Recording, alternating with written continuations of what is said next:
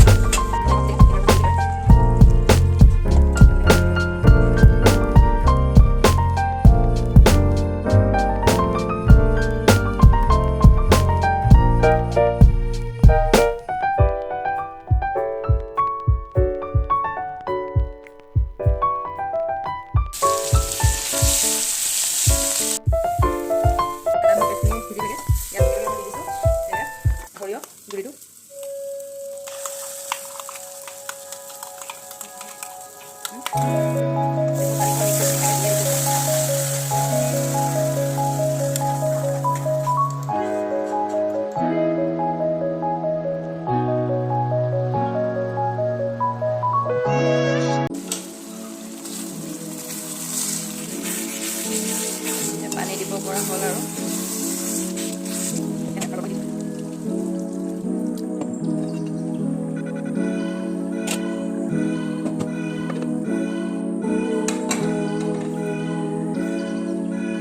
শেষত বনাইছোঁ মই গাহৰি মাংস বইল, লগতে দিছোঁ কেৰেলা আৰু এয়া নৰসিংহ পাতৰ পেষ্ট আৰু আদা নহৰু জলকীয়া পেষ্ট।